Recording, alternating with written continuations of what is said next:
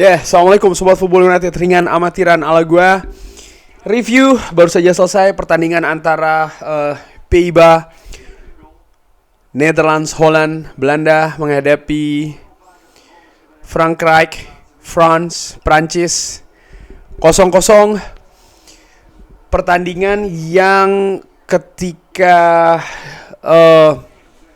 di awal ada kejutan tentu saja bagi Prancis tidak menurunkan kaptennya ya, Kylian Mbappé, karena ada cedera di hidungnya. Nampaknya Didier Deschamps tidak ingin mengambil resiko walaupun Mbappé ada di bangku cadangan.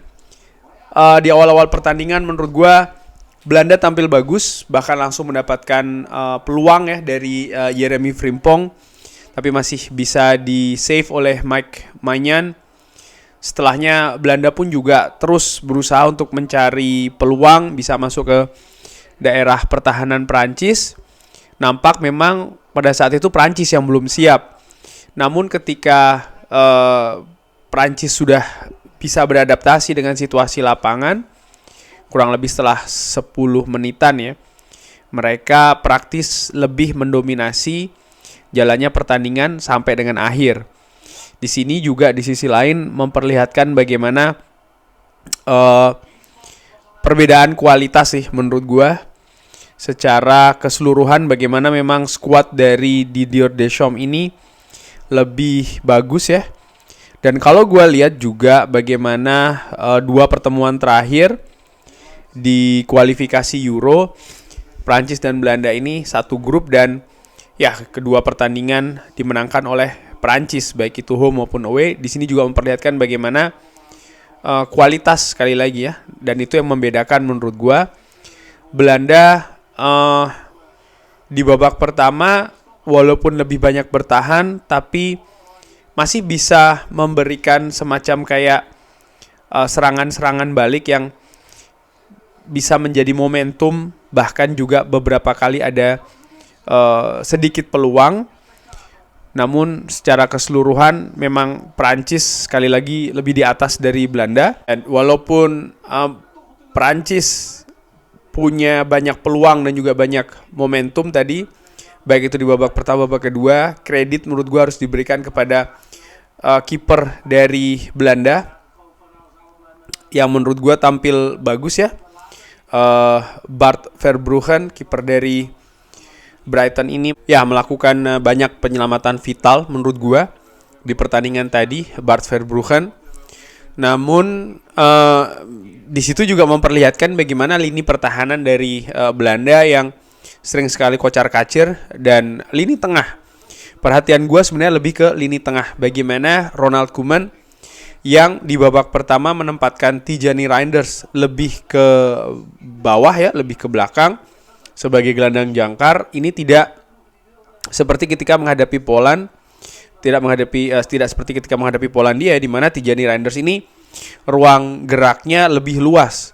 Ketika dibatasi hanya di belakang saja, ini memberikan efek menurut gua. Efek yang terasa adalah bagaimana ketika Belanda ini build up serangan, sering gagal di lini tengah. Gue juga melihat bagaimana peran dari Memphis Depay misalnya, yang sering juga ditempatkan sebagai false nine di pertandingan tadi. Artinya juga sering menjemput bola dari lini depan ke lini tengah. Ini juga tidak maksimal, baik di babak pertama terlebih lagi di babak kedua. Xavi Simons menurut gue ada penurunan penampilan dari babak pertama ke babak kedua, walaupun dia ada tadi mencetak gol yang dianulir ya karena Dumfries dianggap dalam posisi offside. Gakpo di babak pertama menurut gua tampil ya tidak begitu maksimal dan justru semakin menurun di babak kedua. Catatan lagi menurut gua adalah bagaimana Ronald Koeman yang kurang berani melakukan pergantian, terutama di babak kedua ketika ada periode jelas terlihat ada penurunan determinasi, ada penurunan kualitas di lini tengah. Di mana sebelumnya memang lini tengah ini nampak di babak pertama beberapa kali berusaha untuk mengimbangi pemain-pemain Perancis, tapi di babak kedua ini terlihat lebih kedodoran ya.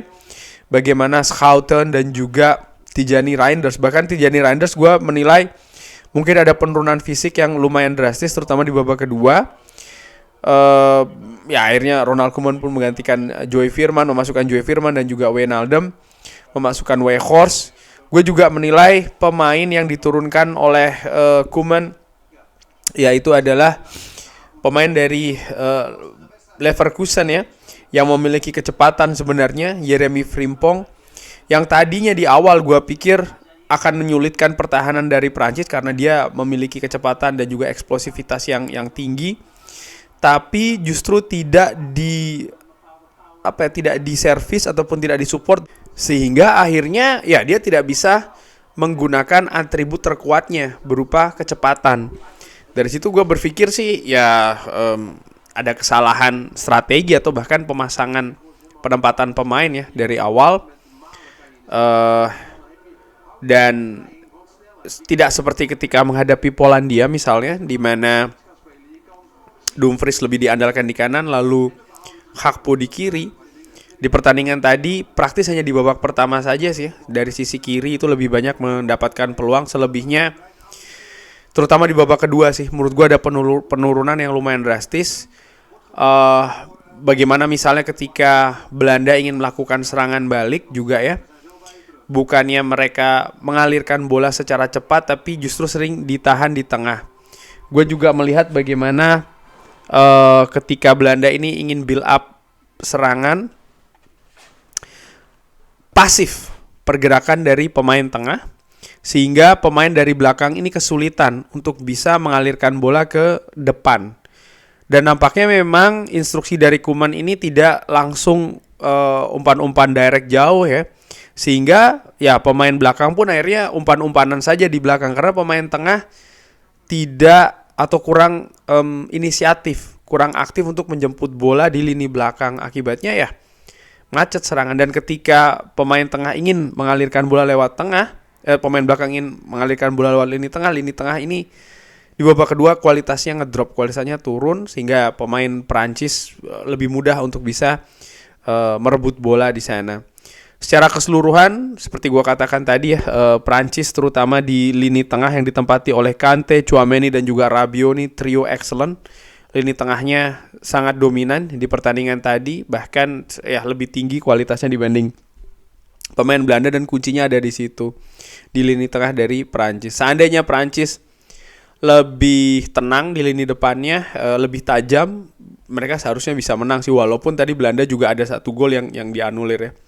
Ini pelajaran menurut gue bagi skuad oranye, bagi Ronald Koeman, bagaimana penempatan posisi, formasi dan juga pemain ini harus dievaluasi.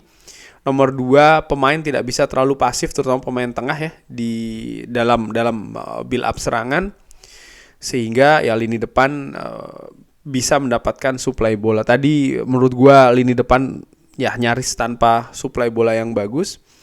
Praktis pemain terbaik dari Belanda sih menurut gua adalah Bart Verbruggen ya, kipernya. Ya kurang lebih demikian, dan dengan hasil seri ini tentu saja belum akhir, karena kedua tim ini sama-sama mendapatkan poin 4 ya. Artinya di pertandingan terakhir ini akan sangat menentukan posisi di grup nanti akan seperti apa akhirnya. Kurang lebih demikian. Terima kasih sudah menyaksikan. Jangan lupa like, share, dan juga subscribe. Wassalamualaikum warahmatullahi wabarakatuh. Thank you.